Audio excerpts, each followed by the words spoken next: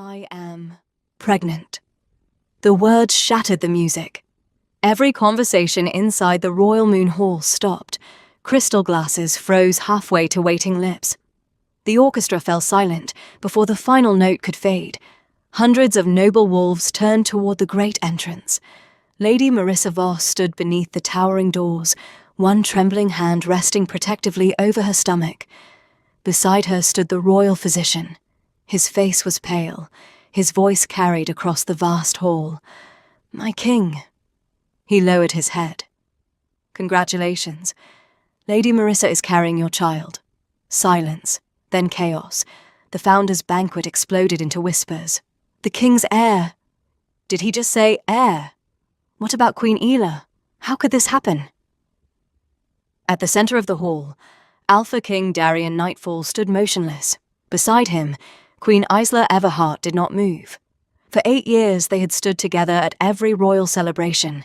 Together they had welcomed ambassadors, negotiated peace, opened new trade routes, rebuilt villages after floods and famine. The people saw a powerful king. Few noticed the woman who quietly made every triumph possible. Tonight, everyone was looking at her. Marissa's eyes filled with frightened tears. "I never wanted this to happen publicly." She looked around the crowded hall as frightened murmurs spread like wildfire. "I tried to tell His Majesty in private. But the physician insisted the pregnancy must be announced immediately." Several elders exchanged uneasy glances. The kingdom had waited years for a royal heir. Instead of celebration, the room felt ready to collapse.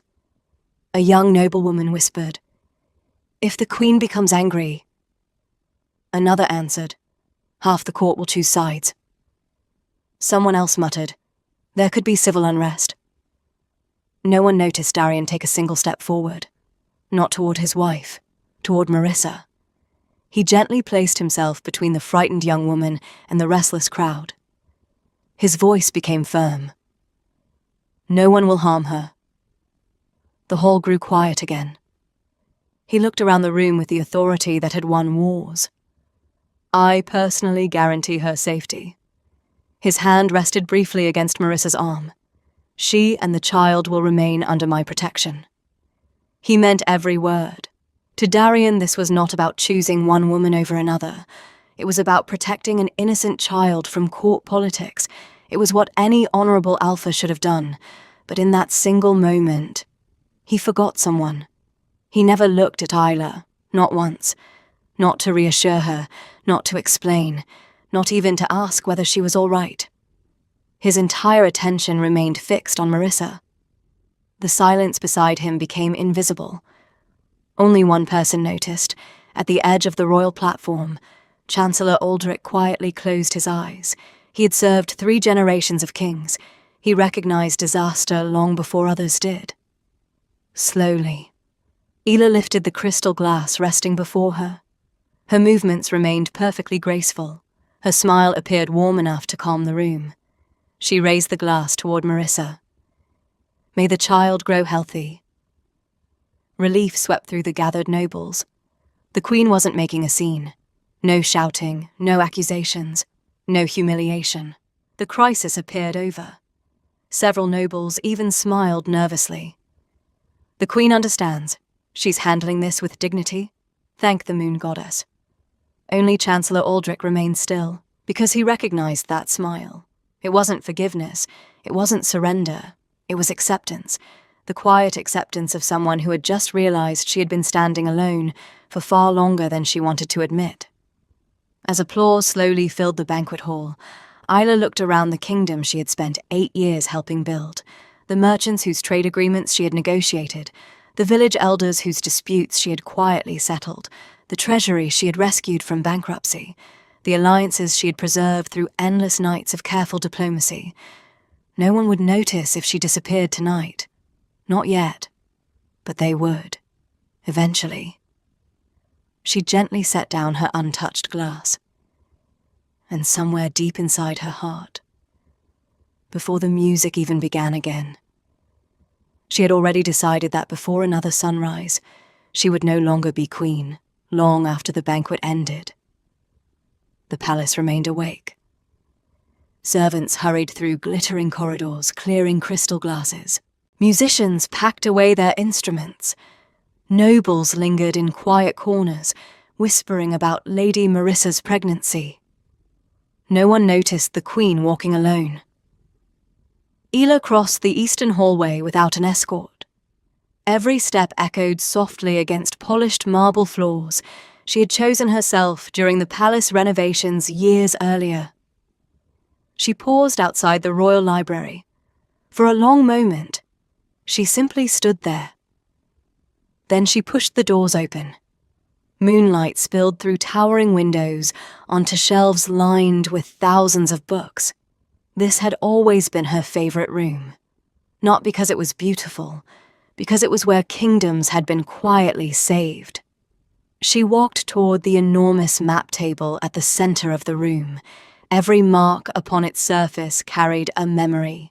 Here, she had redrawn dangerous trade routes after pirates blocked the southern sea. There, she had negotiated safe mountain passages with rival packs before winter storms trapped entire villages. Along the western coast, tiny notes still marked the ports she had persuaded foreign merchants to trust. No historian would remember whose hand had drawn those lines. Only the results. She rested her fingertips against the worn wood. So many nights, she whispered, and no one ever knew. A bittersweet smile crossed her lips. She wasn't angry, only tired. Very, very tired. Leaving the library, she entered the Treasury office. Neatly stacked ledgers filled the shelves from floor to ceiling. 8 years of careful planning. Emergency grain reserves, scholarship funds, merchant partnerships, disaster relief accounts. Every system had been built to survive without constant attention. She ran one hand gently across the bindings. I hope I taught someone enough. The room offered no answer. At last, she returned to the lunar wing. The royal chambers were quiet. The fireplace had almost burned out. Her crown rested upon a velvet cushion beneath the portrait painted on the day of her coronation. She looked at it for several seconds. How strange. She had once believed becoming lunar would be the greatest honor of her life. Now, it felt surprisingly light. She lifted the moon crown carefully, not with bitterness, with gratitude. It was enough. She placed it back onto the cushion. Beside it, she removed every jewel that belonged to the crown. The sapphire necklace gifted after the Eastern Treaty. The diamond bracelets presented during the Harvest Jubilee. The royal signet ring that had sealed hundreds of agreements. One by one, they returned to the kingdom. Not to her. Finally, she opened a small cedar chest hidden beneath her wardrobe. Inside lay the only possessions she truly considered her own. A faded photograph of her parents, a simple leather journal, a weathered travel cloak she had worn before ever entering the palace. Nothing else. She folded each item with quiet care into a single traveling bag. No servant was summoned, no carriage prepared. She intended to leave exactly as she had entered Darian's life, without demanding anything. Before stepping out, she walked into Darian's private study. His desk remained covered with banquet documents. She placed one folded letter in the center. Its words were painfully brief. You chose to protect the future you could see, so I'll stop protecting the future you never noticed.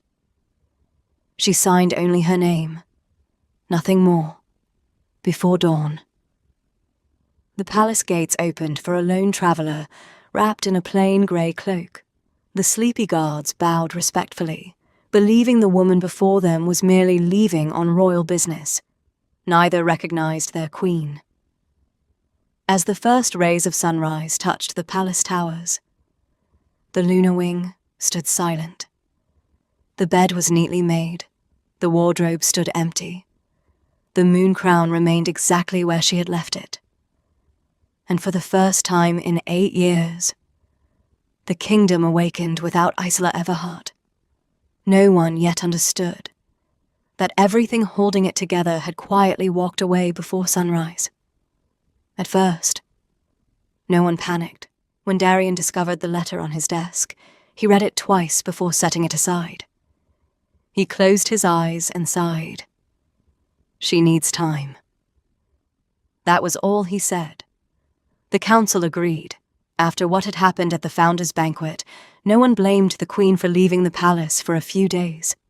Even Chancellor Aldrich remained silent, because deep inside, he feared Isla's. Words carried far more weight than the king realized. Days became weeks. Her chambers remained untouched.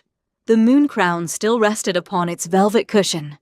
Fresh flowers continued arriving every morning, placed there by loyal servants who believed their queen would return at any moment. Darian threw himself into work. He expected routine to fill the emptiness. Instead, routine began collapsing around him. The first warning came from the southern ports. A fleet carrying valuable spices failed to arrive. Merchants demanded answers. The Minister of Trade stood before the throne looking helpless. The shipping agreement has expired. Darian frowned. Renew it. The minister lowered his eyes. We don't know the renewal terms. They were negotiated personally by Queen Isla. The king frowned, but waved it aside. Then negotiate new ones. 3 weeks later, another report arrived. The Eastern Border Alliance refused to send winter patrols. Their alpha claimed the old treaty no longer applied. Why? Darian demanded. The ambassador swallowed nervously. The agreement was based on a private understanding between Queen Isla and their Luna. There are no written records. Winter arrived early. Then came the third disaster. The royal granaries held barely half the grain expected for the season. The Minister of Agriculture looked close to panic. We planned distribution using reserve warehouses. Open them. We can't. Why not? No one knows where they are. Silence. What do you mean no one knows? The reserve locations were known only to Her Majesty. The council chamber grew unbearably quiet. Soon the problems came faster than anyone could solve them. Mining contracts expired. Road repairs stopped midway through construction. Foreign investors quietly withdrew their support. Village leaders rejected new tax policies, claiming the palace had broken long-standing promises. Every morning another crisis appeared. Every evening another solution failed. 1 month later, Chancellor Aldrich entered the throne room, carrying 12 enormous leather-bound ledgers. He placed them heavily across the council table, one after another. The sound echoed through the silent chamber. Darian looked at them with growing confusion. What are these? The kingdom. The Chancellor's voice carried no anger, only exhaustion. Or rather, the part of it Your Majesty never realized someone else was carrying. He opened the first ledger. Emergency grain reserves, every hidden storage location, every delivery schedule, every harvest projection, signed, Isla Everhart. The second, international trade agreements spanning 23 kingdoms, every negotiation personally recorded, signed, Isla Everhart. The third, mining partnerships, scholarship programs, village reconstruction funds, merchant guild investments, disaster relief plans. Each page bore the same elegant signature. Again, and again, and again. Darian turned the pages in stunned silence. He had known Isla worked tirelessly. He had admired her dedication, but he had never truly understood its scale. She hadn't merely advised the throne. She had quietly become the invisible foundation beneath it. The Chancellor closed the final ledger. Your Majesty, when people praised your reign, they were often praising work they never knew belonged to your queen. No one spoke. For a long time, Darian simply stared at the mountain of records before him. At last, he whispered the truth he had spent weeks refusing to face. I didn't only lose my wife. His voice cracked. I lost the person who knew how to keep this kingdom standing. Beyond the Western Sea, merchants had already begun whispering about a remarkable new nation where every problem seemed to find a solution before it became a crisis. Its name was spoken with growing admiration, the Everlight Dominion. No one in the throne room yet imagined who had built it. 7 years passed. The Alpha Kingdom survived, but it never truly recovered. Under Darien's rule, the nation became stable once again, yet the effortless prosperity people had once taken for granted was gone. Trade existed, but no longer flourished. Peace endured, but only after constant negotiation. The treasury remained solvent, yet every harvest felt like a victory wrestled from uncertainty, rather than a blessing secured through careful planning. Whenever ministers praised the king's improvements, Darien answered with the same quiet sentence, "We're rebuilding." He never added the words that always followed inside his heart. "We're rebuilding what she built." Meanwhile, across the Western Sea, another story unfolded. It began with merchants. A captain returned from an unfamiliar coast, carrying silk finer than anything woven in the Eastern kingdoms. Another brought rare medicines at fair prices. A third spoke of ports where no bribes were demanded before ships could dock. At first, people dismissed the stories. Every generation invented tales about some perfect kingdom hidden beyond the horizon, but the reports kept coming. Travelers described clean streets where orphaned children attended school instead of begging for food. Widows received land instead of charity. Veterans found honorable work instead of forgotten corners in crowded cities. Taxes were transparent. Judges answered to written laws rather than noble families. Markets welcomed foreign traders without prejudice. People began calling the mysterious nation by a single name, the Everlight Dominion. No one seemed certain who ruled it. Some claimed an elderly emperor. Others whispered about a council of scholars. A few insisted the nation had no monarch at all.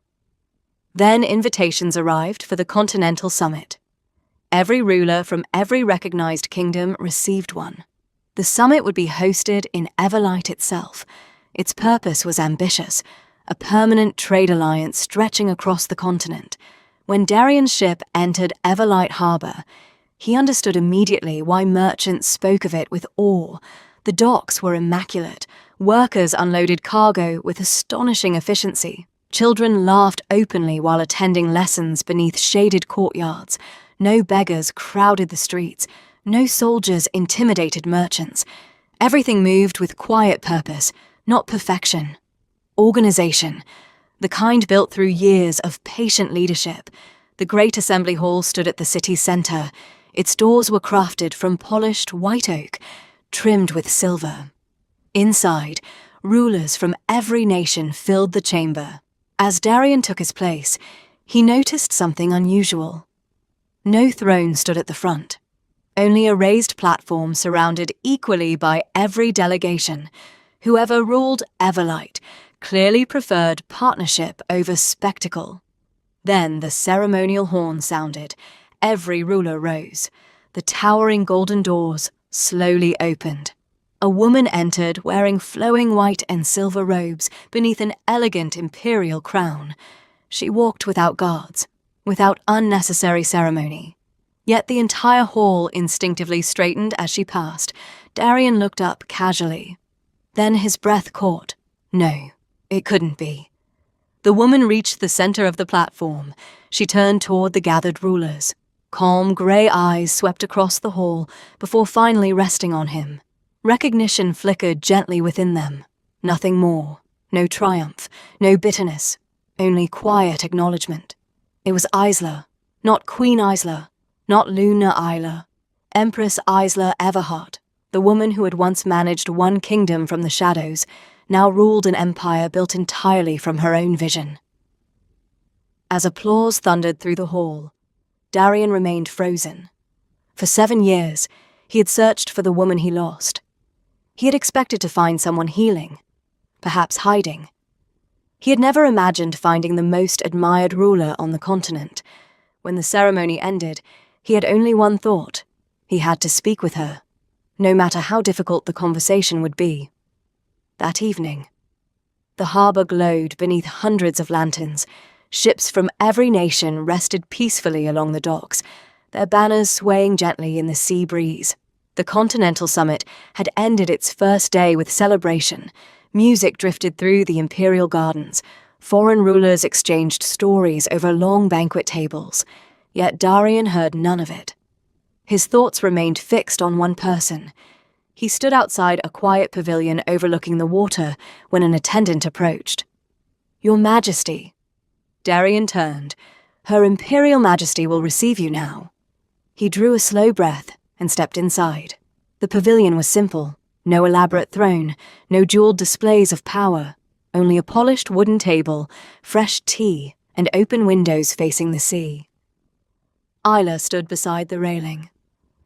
The evening wind stirred the silver embroidery along her white robes. She looked peaceful, as though the years between them had become something she had already accepted. She turned as he entered. "Welcome, Darian." She still said his name. The realization struck him harder than he expected. He lowered his head. "I wasn't sure you'd agree to see me." She smiled politely. "You came as a fellow ruler. I owed you that courtesy." For a moment, neither of them spoke. The silence felt different from the one they had shared years ago. This silence carried understanding rather than distance. At last, Darian broke it. "I've spent 7 years trying to repair my kingdom." "I know."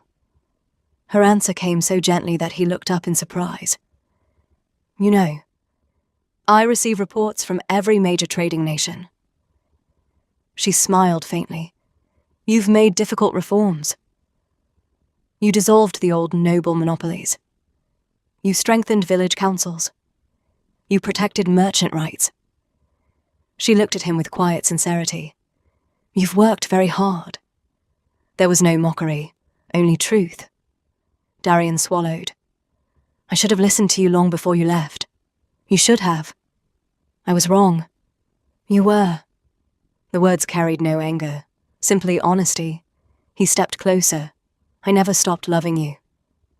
For the first time, emotion flickered across Isla's face. She looked beyond him toward the harbor, where ships from dozens of kingdoms rested together in peace. "I believe you." Hope stirred inside him. Then she continued. "But love isn't what ended our marriage." His brow furrowed. "What did?" She turned to face him fully. "The weight." He stared at her. "For 8 years. I carried every crisis before it reached your desk. I remembered every treaty, every grain reserve, every merchant agreement, every village that needed help." She spoke calmly, not accusing, simply remembering. "And when something went wrong, I solved it before anyone else noticed." Darian lowered his eyes. She continued. "Do you know what I waited for?" He shook his head. "I waited for one day, when I wouldn't have to carry the kingdom by myself." A painful silence settled between them.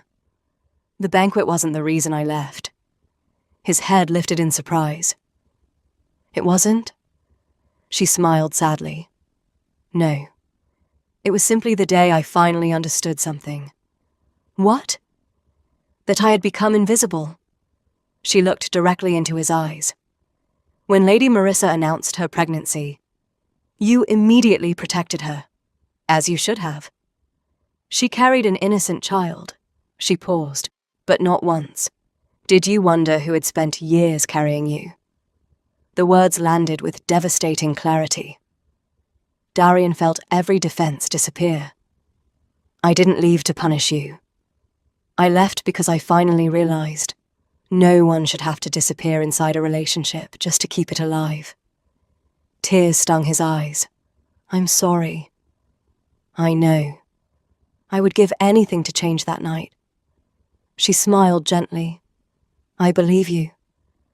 But some journeys aren't meant to lead us back." She looked around the thriving harbor. "They're meant to lead us home." Darian followed her gaze. For the first time, he truly understood. She had not built Everlight to prove him wrong. She had built it because, at last, she had chosen not to leave the best parts of herself behind. Darian returned to the Alpha Kingdom with a silence unlike any he had carried before. Not the silence of denial, not the silence of wounded pride, the silence of a man who had finally seen himself clearly. As his ship disappeared from Everlight Harbour, he looked back one last time. The white towers of the Dominion glowed beneath the morning sun. He understood now that Isla had not become extraordinary after leaving him. She'd always been extraordinary. He had simply grown accustomed to letting her carry what he never bothered to notice. The journey home took 12 days. During every sunrise, he reread the notes he had taken after speaking with her. Not military plans, not trade agreements, just a single sentence he had written repeatedly across several pages. No one should have to disappear inside a relationship just to keep it alive. When he returned to the capital, the Royal Council expected reports about the summit. Instead, Darian opened the meeting with unexpected words. "We begin again." The ministers exchanged puzzled glances. "The old council system ends today." Several nobles immediately protested. "Your Majesty!" He raised one hand. "The noble houses will no longer control every decision affecting the villages." Silence fell. "From this day forward, elected village leaders will sit on the Royal Advisory Council." The Chancellor looked up in surprise. It was one of Isla's oldest proposals, a proposal the nobles had buried years ago. Darian continued. "All charitable funds will become independent of political offices. No governor, no noble, no member of the crown, including the king, will be permitted to redirect money intended for widows, orphans, veterans, or disaster relief." Again, another of Isla's forgotten reforms. One by one he presented changes she had once quietly advocated. Transparent trade laws, public treasury reports, scholarships for children from poor villages, protections for small merchants against noble monopolies. Every reform strengthened ordinary people instead of powerful families. Not everyone welcomed the changes. Several influential nobles resigned in protest. Others attempted to block the legislation. For the first time in his reign, Darian refused to compromise. "If these reforms threaten your influence," he said calmly, "perhaps your influence was never serving the kingdom." Months passed, then years. Slowly, the Alpha Kingdom began changing. Markets stabilized, harvests became more reliable. Village councils trusted the crown again. Foreign merchants cautiously returned. The kingdom never became another Everlight. Darian never tried to imitate Isla's empire. Instead, he tried to become the kind of ruler who would have recognized her worth if given another chance. Whenever historians praised his transformation, they always asked the same question. What inspired these reforms? Darian never claimed credit. He always answered honestly, "I didn't become a better king because I grew wiser. I became a better king because I finally understood the value of the woman I had spent years taking for granted." He insisted every major reform carry a note in the official archives recording where the original idea had come from. First proposed by Queen Isla Everhart during her years as Luna. Future generations would know the truth. The kingdom's renewal had begun long before anyone noticed. One autumn morning, Chancellor Aldrich entered the king's study, carrying a sealed invitation. "The Everlight Dominion requests your presence." Darian accepted the letter. Inside was an invitation to sign what would become the greatest peace treaty in continental history. For the first time, he would stand beside Isla not as her husband, not as the man who had lost her, but as one ruler honoring another. And somewhere in the gathered crowd, a single question was waiting to reveal what Isla had truly taken when she walked away before sunrise. The great Hall of Concord had never held so many rulers. Kings from the northern mountains stood beside queens from the southern coast. Merchant republics, island kingdoms, ancient wolf packs. For the first time in recorded history, nearly every nation on the continent had gathered beneath one roof. Not for war, for peace. At the center of the hall rested a long table carved from a single white oak. Upon it lay the treaty that would unite generations through trade, mutual defense, and open borders. 2 signatures remained. Alpha King Darien Nightfall, Empress Isla Everhard. When the herald announced their names, the crowd rose in respectful applause. 7 years earlier, they had stood together as husband and wife. Today, they stood beside one another as leaders whose kingdoms had earned the world's admiration for very different reasons. Darien signed first, then slid the treaty gently toward Isla. She read every page before placing her signature beneath his. The room erupted into applause, not because 2 former spouses had shared a stage, because 2 nations had chosen peace over pride. As the ceremony concluded, rulers gathered in small circles, discussing the agreement with hopeful excitement. Near one of the marble pillars, a young prince tugged gently on his tutor's sleeve. The boy couldn't have been older than 10. He looked toward Isla with wide eyes. "Master." The elderly tutor smiled. "Yes? Is it true that the Empress took everything from the Alpha King?" Several nearby, nobles overheard the question. The conversation around them grew quieter. The old tutor looked thoughtfully toward Darien, who stood speaking with foreign ambassadors only a short distance away. Then he knelt, so he could meet the young prince's eyes. "Oh." He smiled gently. "She certainly did." The boy frowned. "But she didn't take his crown." "No, she didn't. She didn't take his palace either." The tutor shook his head. "Or his wealth?" The prince looked confused. "Then what did she take?" The old man glanced toward Isla. She was speaking warmly with village delegates from 3 different nations. She greeted each one by name, remembered their children, asked about harvests in provinces most rulers couldn't even find on a map. Finally, the tutor answered. She took the wisdom that kept his kingdom alive. The loyalty ordinary people gladly gave her. The trust of merchants. The respect of neighboring rulers. The vision that turned problems into opportunities. He smiled softly. And when she left, she stopped giving those gifts to someone who never realized he was receiving them. The young prince slowly nodded. So, she didn't steal anything. No. The tutor's eyes filled with quiet admiration. She simply stopped leaving the best parts of herself behind.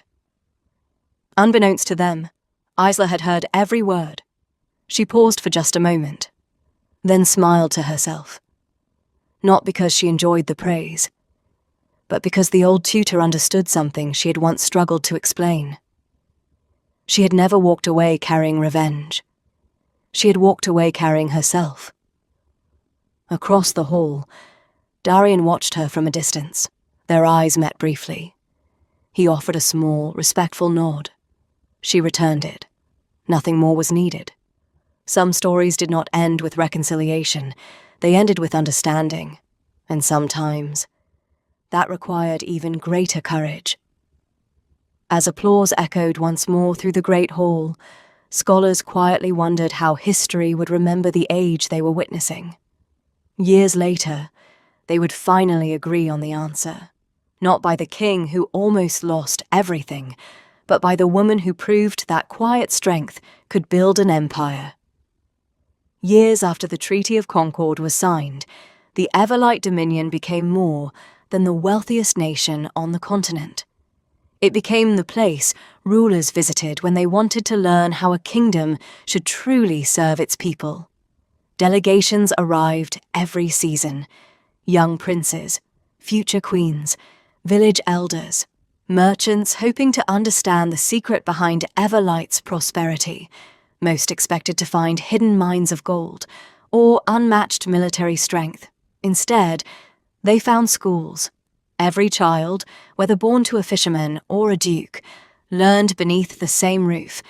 They found hospitals where no patient was turned away because of empty pockets.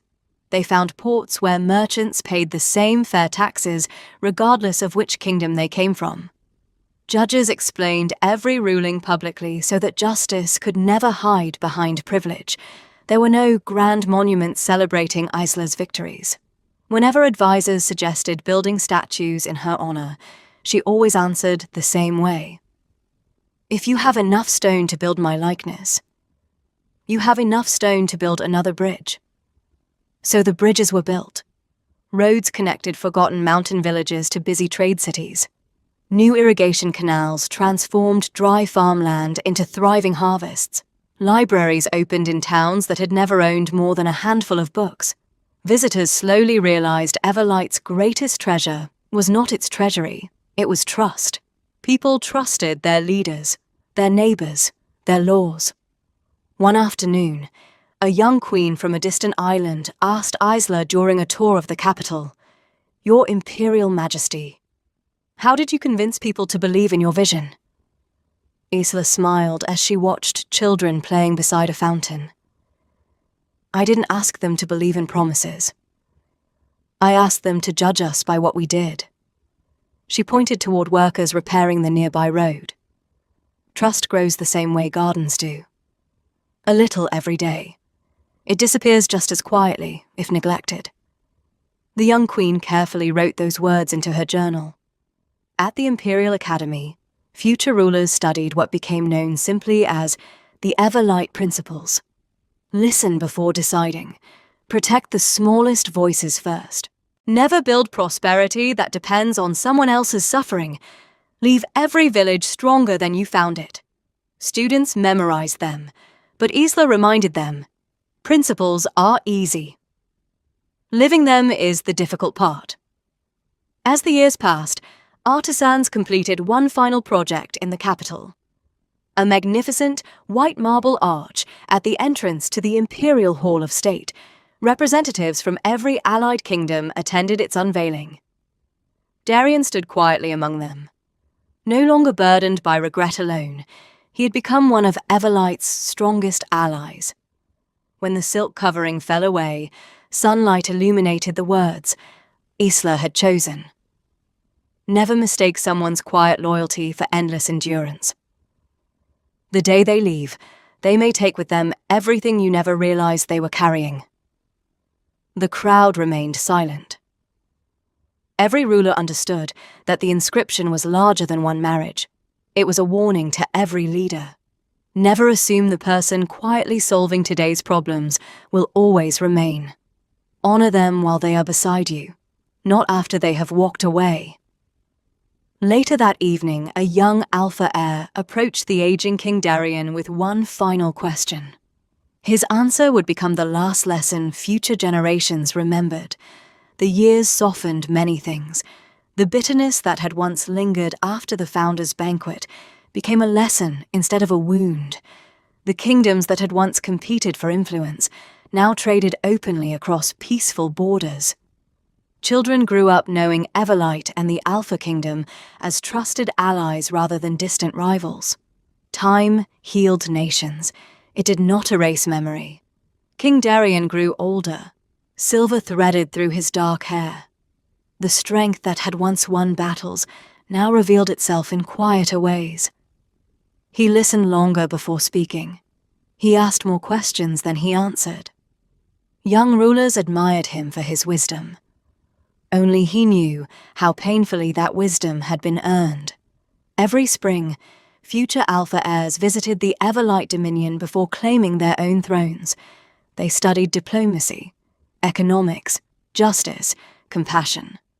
Their final lesson always ended beneath the white marble arch outside the Imperial Hall of State. They stood silently before the inscription. Never mistake someone's quiet loyalty for endless endurance. The day they leave, they may take with them everything you never realized they were carrying.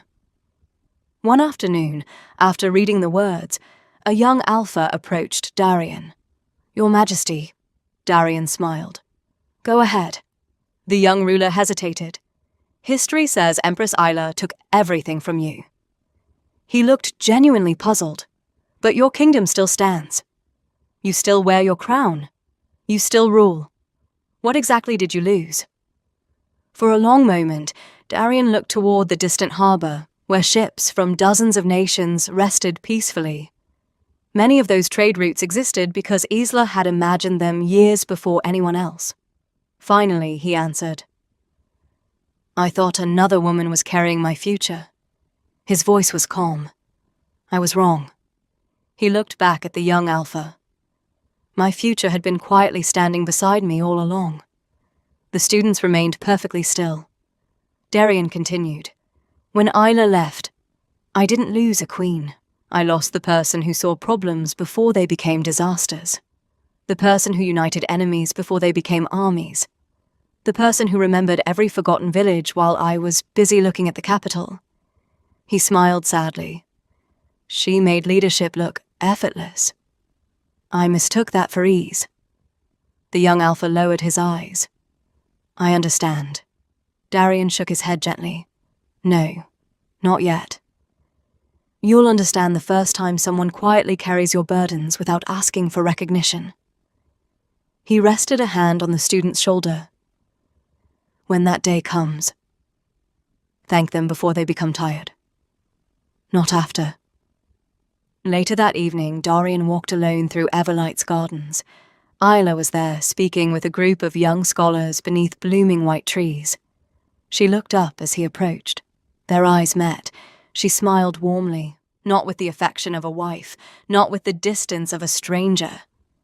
With the quiet respect earned between two leaders who had both chosen growth over resentment. He returned the smile. Nothing more needed to be said. History remembered Darian as a capable and honorable king. It remembered Empress Isla Everhart as something rarer. The ruler who proved that compassion, wisdom, and vision could build an empire greater than any inherited crown. People once claimed she had taken everything from the Alpha King. They were right. Not because she stole his wealth. Not because she claimed his throne. She took the quiet brilliance that had held his kingdom together every single day. And when she finally gave those gifts to herself instead, the world discovered what greatness truly looked like.